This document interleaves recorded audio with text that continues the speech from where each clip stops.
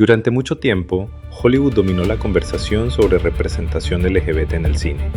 Las películas más visibles, los premios, la atención internacional, todo parecía pasar por Estados Unidos. Pero mientras Hollywood seguía debatiendo si ciertas historias podían existir, en Latinoamérica ya estaban apareciendo películas queer, profundamente humanas, políticas y emocionalmente devastadoras. El cine queer latino nunca se sintió exactamente igual al cine LGBT tradicional de Hollywood. Era más incómodo, más político, más conectado con realidades sociales duras y muchas veces más arriesgado emocionalmente. Porque en gran parte de América Latina, hablar abiertamente sobre identidad sexual todavía implicaba enfrentar estructuras muy conservadoras. Eso hizo que muchas de estas películas tuvieran una intensidad muy distinta. Una de las más importantes fue Y tu mamá también. Aunque muchas personas la recuerdan principalmente como road movie o drama coming of age, la película también cuestionaba masculinidad, deseo y límites emocionales entre hombres, de una forma que resultaba muy provocadora para principios de los 2000, especialmente dentro del contexto latinoamericano. Y lo hacía sin discursos obvios. Todo ocurría desde tensión emocional y silencios incómodos. Después llegaron películas todavía más directas. Contracorriente, por ejemplo, mezcló amor queer con espiritualidad, tradición y vida rural en Perú. La película mostraba algo rarísimo para el cine LGBT de la época: personajes queer dentro de espacios profundamente tradicionales y religiosos, y precisamente por eso impactó tanto emocionalmente, porque mostraba el conflicto entre identidad y comunidad de forma brutalmente humana. También apareció Una mujer fantástica, y ahí la conversación cambió completamente.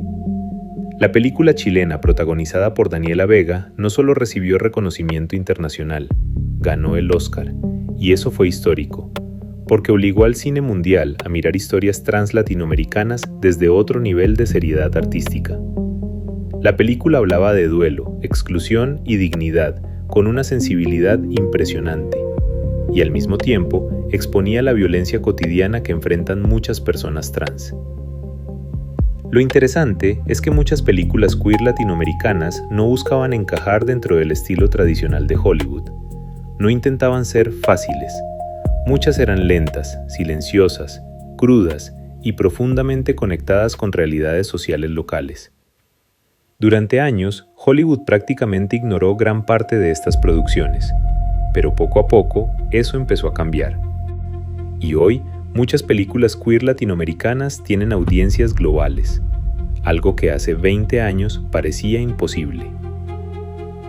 Aún así, muchas siguen siendo invisibles para el público masivo, porque la industria global todavía prioriza ciertas historias, ciertos países y ciertos mercados. Y eso deja muchísimas películas increíbles fuera de la conversación principal. Pero precisamente por eso, este cine sigue siendo tan importante, porque muestra realidades que rara vez aparecen dentro del entretenimiento más comercial. Tal vez esa sea la mayor fuerza del cine queer latino, su humanidad, la sensación de que estos personajes realmente existen fuera de pantalla, que pertenecen a calles, barrios y familias reales. Y eso puede sentirse mucho más poderoso que cualquier producción diseñada únicamente para algoritmo o premios. ¿Qué película queer latinoamericana crees que merece mucho más reconocimiento mundial? Te leo en comentarios. Y suscríbete a Heteroflexible TV para más historias sobre cine, censura y cultura pop.